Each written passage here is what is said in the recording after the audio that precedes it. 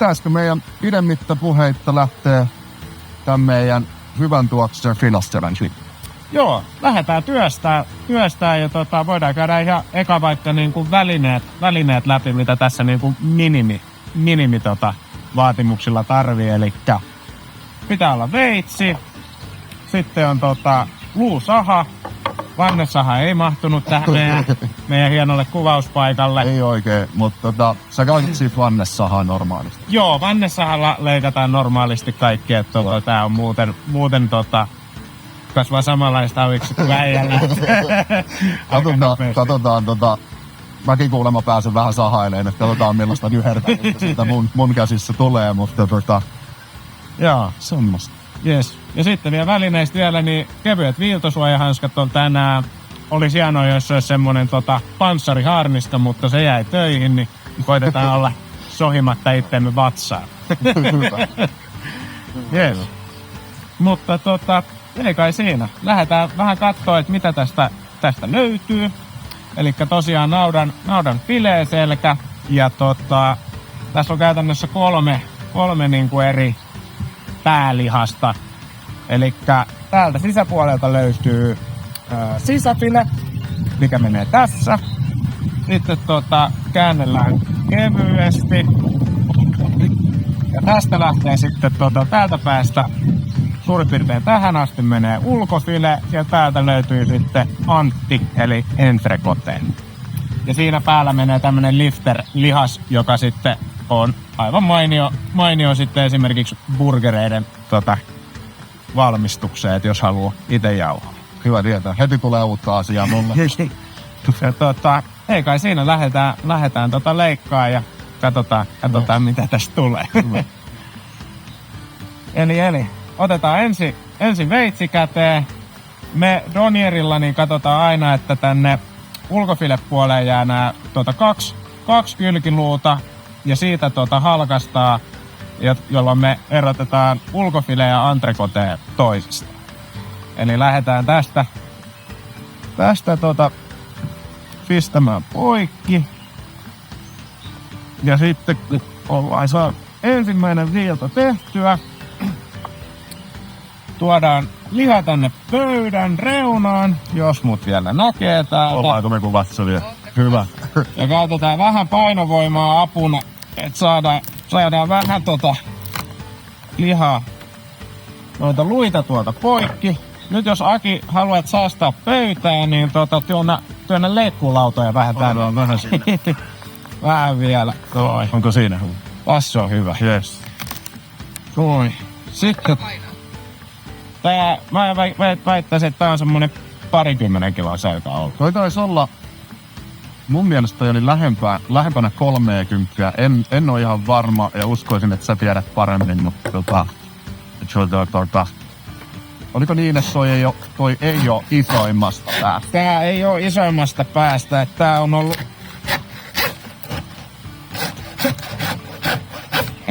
Noin. Elikkä selät menee siellä, isommat selät meillä, niin se on siellä jossain 38 kilon huitamilla, että ne on sitten vähän isompia. Tää oli tämmönen pieni ensimmäiseen kokeiluun ehkä ihan sopiva selkällä. Hopi. Heti meni hanska rikki, niin hyvä, että on viiltosuojahanskat, niin pystyy kämmen auki. Kyllä. Ja ei siinä, lähdetään työstämään nyt tätä entrecote-palaa. Elikkä tosiaan tässä päällä menee tällainen, sitä sanotaan lifter-miisiksi.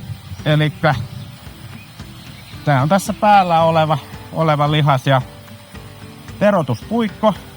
Äärimmäisen hyvä työväline tähän. Saadaan vähän vipuvartta siihen. Ja sitten lähdetään täältä luonnollisia saumoja pitkin niin irrottamaan sitä. Ja nythän toi meidän fileselkä on aika kuivan ja tumman näköinen. Se on siis ollut tässä vaiheessa raakakys kypsytyskaapista 54 päivää. Mitä tommonen perus, vieläkin menee paljon ravintoloille kai ei lihaa, niin mikä on semmonen normaali aika, mitä te pidätte? No meillä on tietenkin, koska tehdään bisnestä.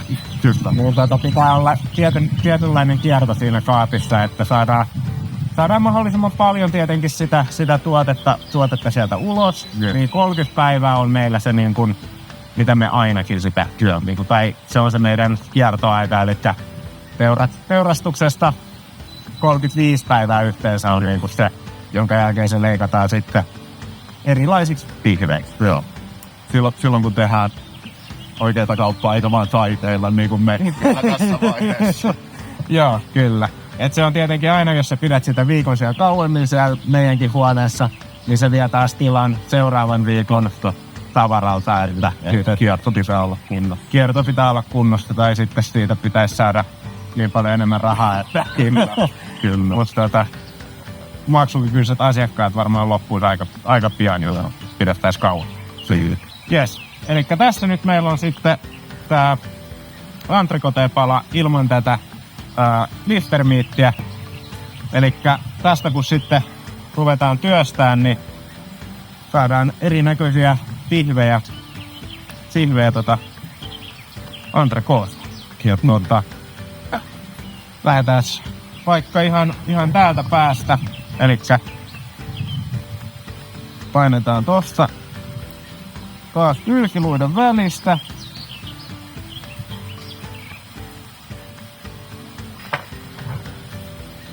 Se oli tää. Saadaan painovoimaa yhtään käytettyä ilmeksi tässä. Ei saada, joten sahaus hommi. Pitääkö mun olla sun, mikä tää on, puristi? Tää voi olla mun puristi ja mä koidan leikkaamme kun suo. Tuolla. Oli. Näin. Siitä. Yes. Laitetaanko tohon? Laitetaan se siihen. Haluatko kertoa siitä? No siis tässä vaiheessa tää on luullinen entrecôte. Elikkä sitten kun tätä vielä vähän työstetään, niin tästä ruvetaan saamaan sitten taas erinimisiä pihvejä. Eli tää on niinku vielä hyvin tämmönen ei työstetty versio. Otetaan muutama lisää, niin porukka näkee sitten taas sen, että miten se rasva alkaa kehittymään siellä entrecôten sisälläkin, niin Ei toi huonolta näytä tässäkään paikassa. ei se huonolta näytä, mutta tosiaan oli vähän pienempi selkä, niin ei oo aivan niin rasvainen kuin mitä aina tietenkin toivottaisiin, että olisi erittäin hyvin matkautunut. Mitäs?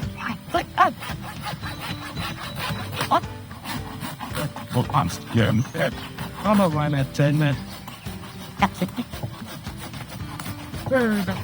No, Kertokaa vielä ummikoille lyhyesti dry age-termiä, että voisitte saada pisteet illallispöydässä osaa avata. no joo, siis dry agea on niin kuin lihan raakakypsyttämistä, mikä tapahtuu ilman kanssa. Ja käytännössä naudanlihaa raakakypsytellään kahdella eri tapaa. Eli se, että se leikkauksen jälkeen laitetaan vakuumiin, mitä sanotaan sitten taas wet aging. Ja sitten on dry aging, mikä on sitten raakakypsyttämistä, mikä tapahtuu kontrolloidussa tilassa ilman kanssa. Meillä tuossa dry kaapissa taitaa olla 1.5 lämpötila.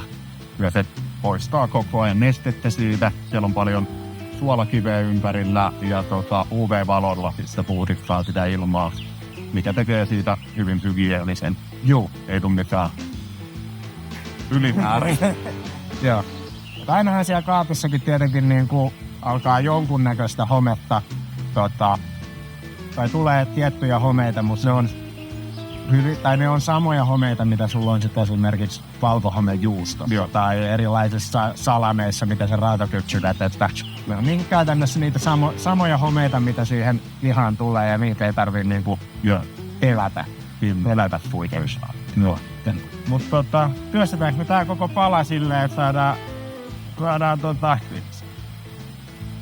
mahdollisimman monta? Sopii mulle. Tai otetaan nyt vielä ainakin yksi. Joo. Yksi vielä, niin.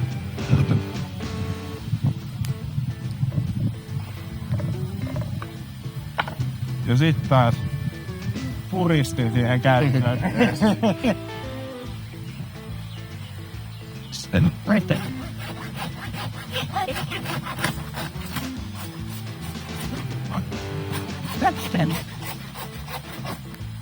Näin. Yes. All right. Ei näytä yhtään huonolta. Yes. Luokkapuva. Joo, kyllä. Jätetään tää taas jätetään toi vaikka tohon ja tämä tänne ja leikataan nyt sitten täältäkin muutama erilainen pihvi, niin Ne voi heittää sitten tonne. No. Yes. Koska on tommonen väliaikainen roskas.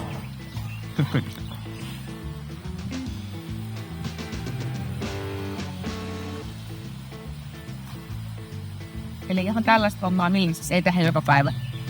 Ei, kyllä tää on varsin uutta meille, mutta toivottavasti jossain vaiheessa tehdään paljon. Kaiken näköinen ruoanlaitto ja liha kyllä kiinnostaa hirveästi ja tää voisi olla semmonen aika hyvä luontainen jatkumo meille.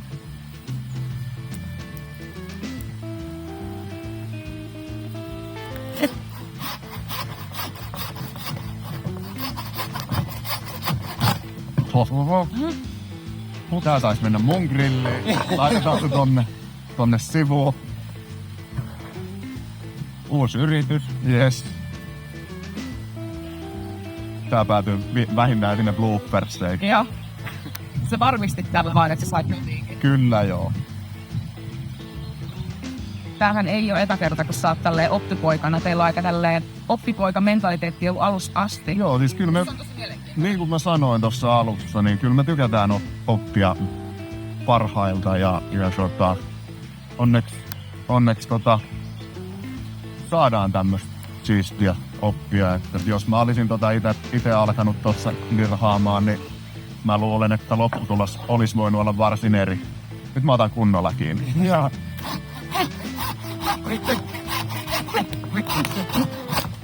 Näin. Yes. Mitäs tässä alkaa tulee?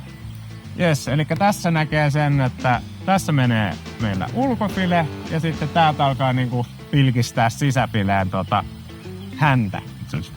Eli kohta ollaan sitten siellä teeluu-osastolla. Sitten otetaan täältä toisesta päästä. Niin.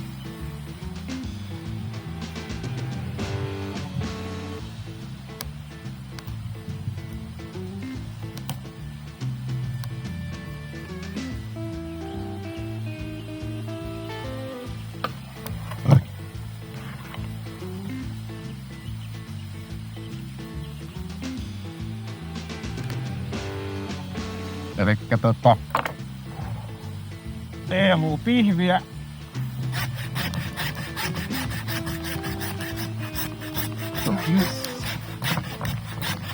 Anna vähän. Ei mitään toinen. Akinolla nautti. Kyllä. Noni. Sitten yes. No niin, sieltä alkaa sitten tästä käytännössä nyt ulkofilettä ja sisäfilettä. Ja tässä vaiheessa niin, jos sisäfile on tämän kokoinen ja ulkofile on tämän kokoinen ja sitten kun se on tarpeeksi paksu, niin silloin se on porterhouse. Okei. Yes. Ja sitten päästään vähän pidemmälle tänne, niin sitten se on niin sanottu teeluupi.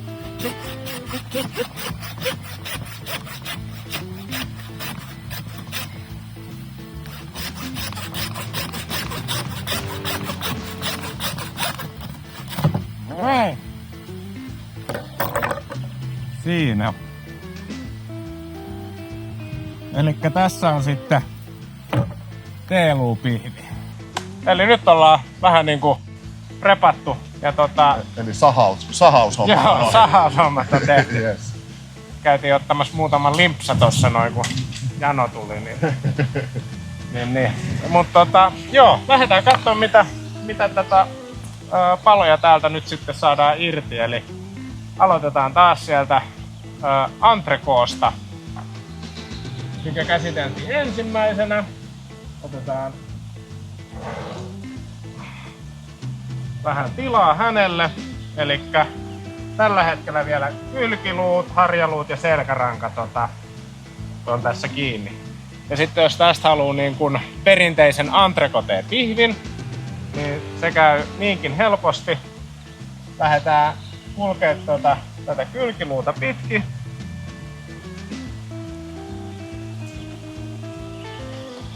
Noin. Käännetään. Ja sitten taas poistetaan selkäranka. Noin, luut pois. Nyt sulla on tässä tällainen vielä sitten tämmönen rasvapala, mikä leikataan myös pois. Näin. Sitten tehdään siitä semmonen, että muutkin kuin Aki jaksaa syödä sen. Just ajattelin, että tossa olisi mulle hyvän kokoinen Hyvän pihvi. kokoinen pihvi. Ja näin. Niin nyt se alkaa näyttää jo vähän niinku tutummalta Ei tuotteelta. ollenkaan huonolta näytä mun Joo. mielestä tässä vaiheessa. Elikkä tässä on nyt niinku perinteinen entrecôte tai perinteinen dry age entrecôte pihvi luuton versio. Yes. Saanko kysyä vielä sellaista, että nyt kun tässä on tää pinta, mikä on ollut ilman kanssa kosketuksissa, oliko se täällä itse asiassa? Se on, tämähän ei oo, koska muistetaan, että entrecôten päällä on ollut Niin joo, totta. tämä pala lihaa. Olipa taas tyhmä. Ei se mitään. Hyvä, että kysyit. Joo. Joo. Mutta niinku tämmösissä, niin pitääkö siitä ottaa ohut kerros pois? Voiko sen jättää siihen? Voiko sen syödä kokonaisuudessaan? Oma henkilökohtainen mielipide, että jos se on rasvaa, mikä on ollut sen ilman kanssa tekemisessä, niin mä tykkään vähän kuoria sitä, koska se menee niin kuin kovaksi muuten. Joo. Mut sit mä myös tykkään jättää, jos se on niin kuin jos lihas itse on päässyt niin kuin kuivahtamaan vähän se, Joo. niin ei ehkä paras niin kuin suutuntuma jää, mutta sit siinä on niin paljon sitä makua, Joo. Ja että mä vähän jättäisin. Joo, niin mitä kuin muuta? silleen. Siis mä löydän siitä paljon semmoista salamia, vähän homejuustoa, tämmösiä niinku tosi hyviä, kauniita aromeita. Haluatko sä lisätä tähän jotain? Miltä se maistuu? No siis käytännössä puhuit ihan niinku oikeista jutuista, eli salami ja homejuusto oli just ne homeet, niinku Joo. samoja homeita, mitä löytää sit dry age-lihassa. Itellä on ehkä semmonen, että siellä on vähän semmoista pähkinämäisyyttä, mikä sit taas pähkinävoi, ruskistettu voi, niinku käytännössä ihan loogisia asioita, mitä siellä niinku pitäisikin olla. Ja niinku, muutenkin tää dry age-hommahan on sitten se idea, mikä tässä on, niin otetaan se naudan arvostetuin osa, koitetaan tehdä siitä parempaa. Ja miten siitä tehdään parempaa, niin on se, että me viedään sitä kosteutta sieltä lihasta pois. Eli vähemmän vettä, enemmän makua. No just näin, eli jos sä teet kastiketta, Kyllä. jos sä keität sitä kasaa, niin siitä tulee maukkaampi siitä kastikkeesta. Mitäs seuraavaksi? Jes, eli seuraavaksi otetaan sitten taas luullinen entrecôte. Mä poistin täältä jo tän yhden luupalan, ettei taas mene koko kuvausaika sahaamiseen. Eli tässä vaiheessa nyt lähdetään tekemään tästä prime ribia, eli poistetaan täältä tää selkäranka. Noin lähti. Tuolla menee semmonen kurkkajänne. Otetaan se pois. Ja sitten voidaan tästä lähteä ottaa vähän luuta esille.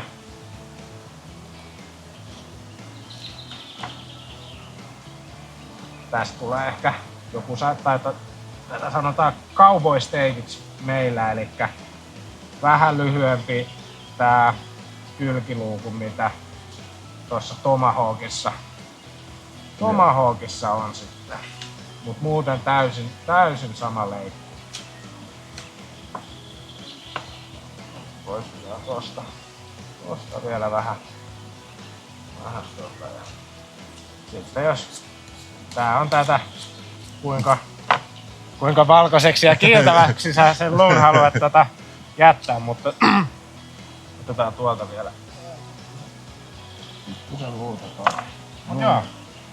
Elikkä tässä on sitten Cowboy steak. Cowboy steak, elikkä jos tässä olisi tämän verran pitempi luu, niin se olisi tomahawk. Ja sitten jos se luu menee tosta poikki, niin sitten me kutsutaan sitä prime ribiksi. Yes. Hyvä. Ja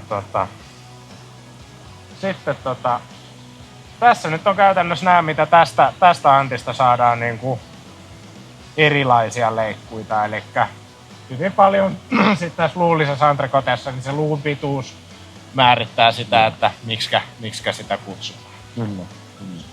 Sama tuote eri nimiä. Kyllä, ja siis nimiähän näillä on vaikka kuinka paljon, että aina kun menee eri maahan, niin kutsutaan vähän eri nimillä sitä. Että... Ja sekin on hauskaa, että kaikille osille ei ole edes suomalaista nimitystä. Ei. Se on Suomessa tää on vähän näin lapsenkengissä, mutta, mutta alussa. Niin, ehkä alussa vielä, että käytetään tosi paljon sitten niinku muualta lainattuja nimityksiä lihalle. Sitten lähdetään työstää. Täällä oli tää T-luupihvin pääty, niin otetaan täältä nyt sitten, että kaikki vielä ymmärtää, niin otetaan sisäfile ja ulkofile.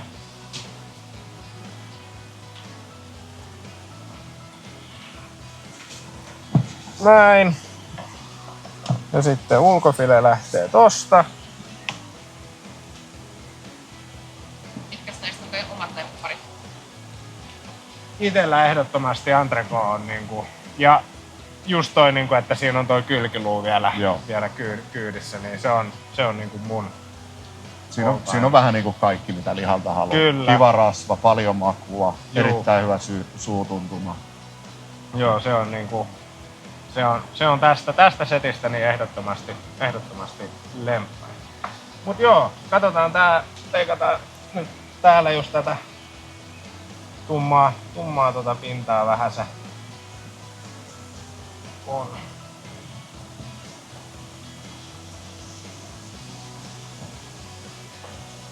Noin. Rasva vielä rekka. Suomen kesä. Joo.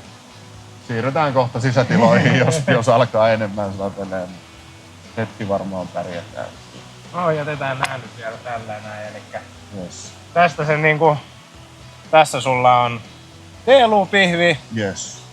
tässä sulla on ulkofileepihvi ja tässä sulla on sisäfileepihvi. No niin. Elikkä T-luupihvi on ulkofile ja sisäfile yhdessä Kyllä. pariskuntana. Yes. Tässä se näkyy. Tästä nyt ei sit käytännössä kauheasti muuta. Tämä on sitten T-luupihvi, kun he ovat vielä yhdessä. Joo. Elikkä sisäfile ja ulkofile. Ja tästä nyt sit voi, jos haluaa, niin voi leikkaa luullista sisäfilettä ja niinku näin päin pois, mutta siinä se niinku suurin piirtein on sitten. Mitä sä luulet, olisiko toi vähän alle kilonen sun vai meneekö ylikin? 1,25 on tämä. No niin. Katsotaan, voidaan käydä hakemaan vaakaa. Ei käydä, mä uskon sokeesti. Joo.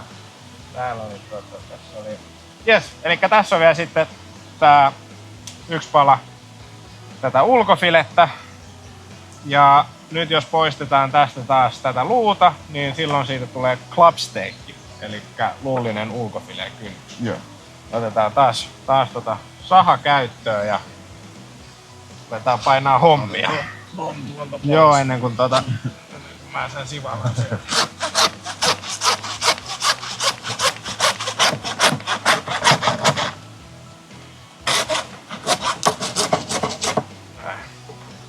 Ja käytännössähän tätä nyt ei tarvii ottaa pois, että jos sä niinku luullista ulkofilettä haluat grillissä paistaa, niin ei toi luu siellä mitään pahaa tee, mutta ei se siellä mitään myöskään tee. Että se niinku... Mitä mieltä sä oot siitä, että kun sä rupeat grillaan tommosta luullista, niin suojaako se sun mielestä sitä itse lihasta vai? Joo, ja varsinkin sitten just niinku tommonen paksumpi pihvi, Joo. kun sitä joutuu niinku muutamankin kerran ehkä käyttää siellä grillissä, Kyllä. niin kyllä mä tykkään niinku, että siinä on se luu siinä, että se suojaa vähän sitä lihasta sitten. Ja tietenkin se tekee siitä kypsentämisestä vähän hankalampaa, niinku, Joo. koska luun vierestä se ei lähde niinku kypsymään samaa Totta. vauhtia kuin sitten kohdista, missä sitä luuta ei ole. Joo. Mut leikataan tästä vielä tätä vähän ns turhaa pois ja sit taas saha käteen. Näin. No. Yes. Elikkä tässä on sitten niinku club steak ja silläkin New York strip. Joo. Ja siis niinku nimiä on monia, mutta me kutsutaan sitä club steakiksi. Yes. Mutta Alkaisiko se olla siinä? se alkaisi varmaan olla siinä Siinä on aika semmonen miellyttävän näköinen panos Otetaan täältä. grillattavia. Joo, otetaan täältä ihan perinteinen Se ulkofile. vielä. Yes. ulkofile, että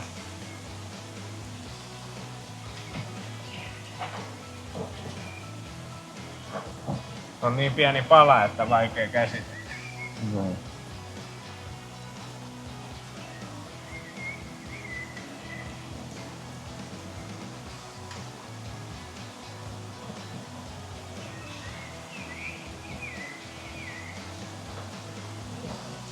Yes. Yes.